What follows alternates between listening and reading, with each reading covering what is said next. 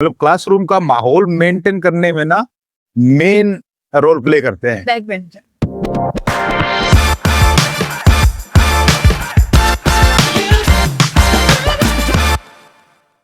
तो जो back benchers होते हैं उनके बारे में आपका क्या ओपिनियन है? मेरा ये मानना है कि जो बैक बेंचर जो होते हैं वो क्लास में वो बच्चे होते हैं जो आमतौर पे टीचर की नजरों से बचना चाहते हैं या फिर पीछे बैठ के मस्ती मारना चाहते हैं, बात करना चाहते हैं। तो मैक्सिमम बच्चे मतलब ऐसे ही होते हैं, या कुछ कंडीशंस में बैक बेंचर वो बच्चे भी हो सकते हैं जो लेट क्लास में आते हैं। ठीक है, तो लेट क्लास में आते हैं तो उनको जगह नहीं मिलती, तो उनको बैक बेंचर होना पड़ता है। ठीक है, और बैक बेंचर्स जनरली क्लास को डिस्टर्ब करते हैं। क्लास को डिस्टर्ब करते, आपस में बातें करते हैं, टायर बजाते हैं, खुशर फुसर करते हैं, कन्वर्सेशन, हाँ हाँ, वो मतलब उनकी वजह से क्लास बड़ी डिस्टर्ब।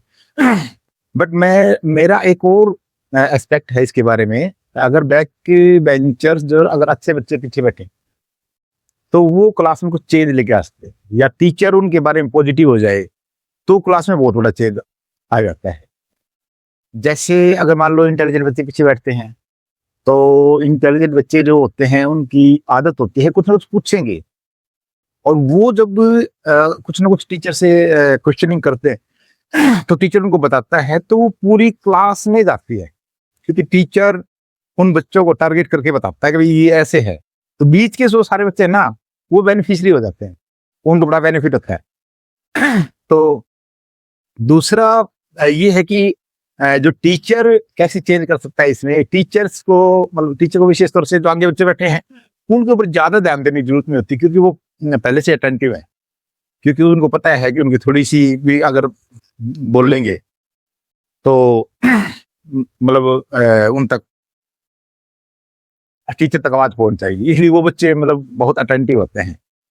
अब जो पीछे वाले बच्चे हैं, जो पीछे जो बच्चे बैक बेंचर्स जो बच्चे हैं, उनको टीचर उन पे अगर खास ध्यान रखे और वो जैसे ही शरारत करें उन्हीं को उठा ले, और उनको जो हल्की फुल्की पनिशमेंट या उनको बताना या समझाना इस तरह से करे, तो बाकी सारी क्लास अलर्ट हो जाती है। तो ऐसे में बैक बेंचर जो ना, हाँ मतलब क्लासरूम का माहौल मेंटेन करने में ना मेन रोल प्ले करते हैं बैक बेंचर। हाँ, ठीक है। अच्छा, कई बार बैक बेंचर क्या होते हैं कि जैसे मैंने बताया कि बड़ा बेनिफिट करते हैं। तो एक एक्सपेरिमेंट हमारे साथ मतलब ऐसी हो गया बस बाई चांस। हम जब हम टीचर का कोर्स करते थे तो हमारी क्लास में 70-80 बच्चे तो हॉल कमरे में बैठते थे, तो पीछे बच्चे आवाज पहुंचती नहीं थी। तो हम जब सबसे पीछे बैठते तो नो डाउट कि हम ऑडिबल नहीं होते थे। टीचर्स जो है ना, तो वो हम टीचर्स को बोलते खड़े हो गए, सर थोड़ा सा हमारे तक भी आवाज आनी चाहिए ना। तो टीचर्स हमें मतलब टारगेट करने के लिए, हमसे बात करने के लिए अपनी आवाज को थोड़ा सा बढ़ाते। हाँ, तो वो फिर जैसे बातें होती तो उससे क्या होता है कि जैसे बच्चे पीछे मुड़ के देखते नहीं, ट्रस्ट क्रिएट हो जाता पूरी क्लास में। तो अगर पीछे बैक बेंचर्स जो है ना, अगर पीछे अच्छे बच्चों को बिठाया जाए तो जो बैक बेंचर के बारे में जो हमारा प्रेजुडिस है वो थोड़ा सा चेंज हो जाता है। तो टीचर को ना, बल्कि मेरा ये मानना है कि जो कमजोर बच्चे हैं, जैसे जो क्लास में सीख नहीं पाते, उनको आगे पीछे बिठाना चाहिए। बिल्कुल सही बात। और जो सही बच्चे हैं उनको पीछे बिठाना चाहिए, तो ताकि पूरी क्लास में बैलेंस हो जाए। तो इससे ऐसा तो नहीं होगा कि जो आगे वाले जो बच्चे थे वो पीछे बैठे, कल को वही मतलब चीजों में बैकवर्ड हो जाए? नहीं, ये ऐसा नहीं है। वो क्या होता है कि टीचर पे डिपेंड करता है। अब टीचर किन बच्चों पे ध्यान देता है, टीचर टू टीचर वेरी करता है ये चीजें। अब टीचर मान लो इसको स्ट्रेटेजी बनाए, अब मतलब टीचर्स कहे कि इस तरीके से इसको ऐसे, तो ये हमारी जो है ना मतलब जो मेथड्स होते हैं, टीचिंग मेथड, उसमें चीजें डाली जाती है। हाँ, डाल भी सकते हैं हम। ठीक है, तो इस तरह की चीजें मतलब पॉसिबल हैं।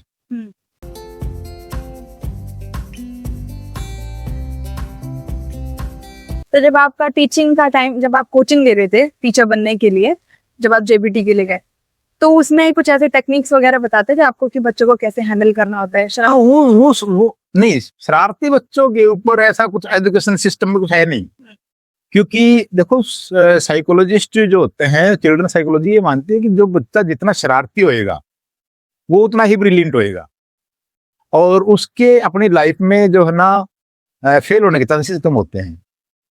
ऐसा साइकोलॉजी मानती है। अभी है, वास्तव में भी ऐसा होता है। मतलब जैसे आपके में एनर्जी है, if you are full of energy then you will use, ठीक है। अगर आप मतलब टोटल एनर्जेटिक हैं, तो मेरा ये मानना है कि हम मान लो एक लेवल पे जाके मतलब सक्सेस हुए, इतना कुछ मतलब खोने के बाद भी, तो वो कहीं ना कहीं हमारे एनर्जी लेवल का, एनर्जी लेवल अप्रोप्रिएट जगह पर अगर यूज कर लेता है, हाँ हाँ हाँ मतलब वो बच्चा हाँ, तो वो टेक्निक्स बताई जाती हैं कि जैसे बच्चों को किस तरीके से मतलब आप जो है ना उनकी एनर्जी को जो है ना आप और अपग्रेड। मतलब सही जगह यूज प्रयोग कर सकते हैं। ये बड़ी मतलब चीज है। तो ये मतलब तो मतलब असलियत में बैक बेंचर्स बहुत अच्छा रोल निभाते हैं, अगर हाँ निभा सकते हैं। अगर टीचर उसके ऊपर गाइडेंस इस तरीके से रखते हैं। हाँ हाँ हाँ, बिल्कुल बिल्कुल। अच्छा, आप मुझे ये बताओ, बेसिकली क्या होता है, कभी कभी टीचर ऐसे नहीं बोलते हैं कि आप हमसे चाहे 100 बार पूछ लो कोई भी क्वेश्चन, हम आपको बताएंगे, लेकिन आप गलत मत करके आना। और जैसे ही आप दूसरी बार भी पूछने जाते हो, फिर टीचर चिढ़ जाता है या नहीं बताता है, उस पे क्या आपका क्या बर्ताव रहता है अगर आपसे फिर इस तरीके से? नहीं देखो, मैं अभी आप मुझे शूट कर रहे हैं स्पेशली इसलिए नहीं, बट मैं खुद कहता हूँ बच्चों को कि बच्चे मेरे से अगर पूछते हैं बार बार तो मैं बताता हूँ, मैं बड़ा खुश होता हूँ। मैं तो बल्कि बच्चों को ये कहता हूँ, यार अगर तुमने कुछ पूछा नहीं, इट मीन्स ये क्लियर है कि आपने जाके पढ़ा नहीं। सही बात है, डाउट नहीं आए तो मतलब आपने पढ़ाई हाँ, सिंपल सी बात है। नहीं। और बच्चे पूछते हैं तो हम बताते हैं। अच्छा हाँ, एक थोड़ा सा है, कुछ बच्चे होते हैं जैसे थोड़ा एक्स्ट्रा ऑर्डिनरी बच्चे होते हैं, बीच बीच में बोलते रहते हैं। वहां कई बार जैसे वो पूरी क्लास जब डिस्टर्ब करते हैं तो हल्की सी इरिटेशन कई बार बीच में हो जाती है कि यार ऐसे मत कर, बाद में कर लियो यार।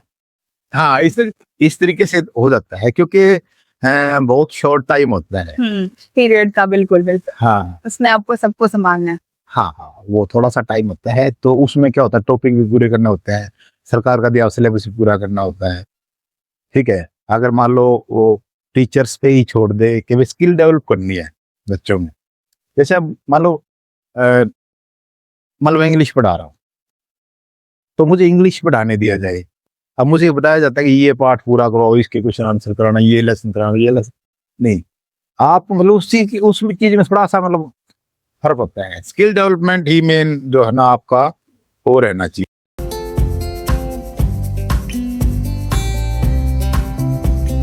आज का जितना भी यूथ है, सभी अपने करियर की तरफ फोकस्ड है, ठीक है, लेकिन कहीं ना उनका माइंडसेट वीक हो गया है।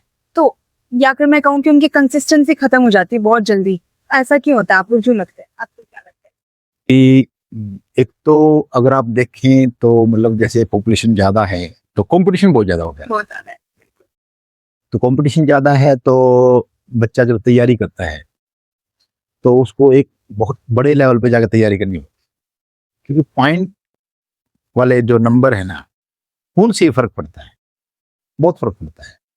तो ऐसे में मतलब बच्चा ये सोचता है कि यार यहाँ पोस्ट कुछ कम रहेगी, या मान लो रिजल्ट है 2-3 साल में आउट होते हैं, ये दिक्कत आ गई, तो सरकार भी ऐसे करती है। तो फिर बच्चा सोचता है कि भाई कोई ऐसा तरीका बनाए जिससे पैसे।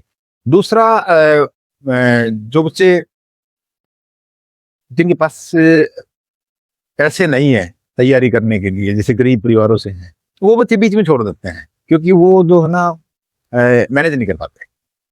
फिर वो पैसे की तरफ। हाँ, तो वो सोचते हैं कि भाई कुछ पैसा थोड़ा बहुत कमा लिया जाए तो जिससे काम चल जाए। ठीक है, जो अमीर बच्चे जो होते हैं वो उनको जरूरत नहीं है। अच्छा, जो मिडिल फैमिली के जो बच्चे होते हैं वो उसके पीछे लगते हैं, लगे रहते हैं, कुछ बच्चे लगे रहते हैं, और कुछ बच्चे बीच में उनको छोटी जॉब्स मिल जाती हैं, तो वो इसलिए वहां से मतलब जैसे वो स्विच कर मतलब जैसे चेंज कर देते हैं अपने आप को वहां से। ठीक है, तो ऐसा नहीं है, जिस बच्चे ने डिटरमाइन कर लिया कि भाई इस तरीके से यही जाना है तो वो लगातार लगा रखता है। तो बहुत सारे बच्चे टारगेटेड होते हैं, वो हाँ हाँ वो औसत भी बनती है, क्योंकि उनको ये लगता है कि भाई यहाँ जाना है तो जाना ही है, हर हाल में जाना है। बट सिस्टम है। अब इसको आप सिस्टम का फेलियर कह सकते हैं, या पॉपुलेशन का प्रभाव कह सकते हैं, या मतलब जॉब्स की कमी कह सकते हैं। तो बहुत सारी चीजें इस पे डिपेंड करते हैं। तो बहुत वास्ट चीज है, कई फैक्टर। बहुत बहुत फैक्टर डिपेंड। हाँ, बट मेनली यही है कि पॉपुलेशन ज्यादा हो गई है। हाँ, मतलब जैसे आप पोस्ट थोड़ी सी हैं सीटें, जैसे अब कहाँ बच्चा इतना वो कर पाता है, तो उसके लिए मतलब बहुत हाई कंपटीशन है, तो ऐसे में बच्चे पीछे रह जाते हैं। कई बार बीच में बच्चे छोड़ देते हैं, उनकी आर्थिक मजबूरियां भी होती हैं, ठीक है, या फिर छोटी छोटी जॉब्स मिल जाती हैं। जैसे मैं लगातार पढ़ रहा था, जब मैं बहुत अच्छा पढ़ रहा था, मैं पढ़ते पढ़ते ना कोचिंग भी दे रहा था, मैं बच्चों को पढ़ा भी रहा था। जैसे जो मेरे मेरे मेरे जो स्टूडेंट हैं जिनको मैंने पढ़ाया, वो पहले नहीं लग पाए, मैं सबसे पहले उनमें जैसे मैंने पढ़ाना शुरू किया, मैं सबसे पहले कुवरूट हो गया। अब वो नहीं लग पाए, तो परंतु वो जैसे लगातार लगे रहे, तो वो और हायर पोस्ट पे चले गए, और हायर पोस्ट पे, जिनको जितना समय मिला, ठीक है। तो ये इस तरीके से हो जाता है कि जैसे अब सरकार ने ना एक बहुत बड़ा जैसे सिस्टम चलाया, जैसे ग्रुप डी है। ग्रुप डी में पहले 8th क्लास और 10th क्लास तक के बच्चे ही जाते थे। अब सरकार ने सबके लिए ओपन कर दिया। पहले जैसे आप ग्रेजुएट होते थे ना, ग्रुप डी का फॉर्म नहीं भरने देता था आपको, ठीक है। अब सरकार ने सबके लिए कर दिया। अभी पीएचडी बच्चा ग्रुप डी लगा हुआ है, ठीक है। तो ये मतलब जब जॉब सिक्योरिटी तो है ही, ठीक है ना, कमी है। अब उस बच्चे को पीएचडी कर ली, और पीएचडी कर ली उसने, उसको नौकरी नहीं मिली, तो ग्रुप डी, अब मान लो मैंने ओनली बीएड कर रखी है या जेवीटी कर रखी है, तो मेरे स्कूल में ग्रुप डी आ गया, पीएचडी करा बच्चा या नेट करा बच्चा, और मैं उसको कहता हूँ पानी लेके आ। क्योंकि हमारे यहाँ पे ना एक चीज देखी जाती है कि ना रिस्पेक्ट, मतलब हमारे यहाँ लोग रिस्पेक्ट ना उसके प्रोफेशन के हिसाब से देते हैं। जैसे सबसे मतलब खराब बात जो मैं फील करता हूँ, जैसे लोकल लेवल पे तो होता ही है, बट जैसे आप जैसे इंस्टीट्यूट्स में भी जाते हैं ना, तो वहां भी जो ग्रुप डी है, जैसे उसको नाम लेके बोलते हैं, ओए अरे, हाँ, तो वो आपसे एज में बड़ा है, मतलब तो ये बड़ी मतलब कमाल की बात है। तो अब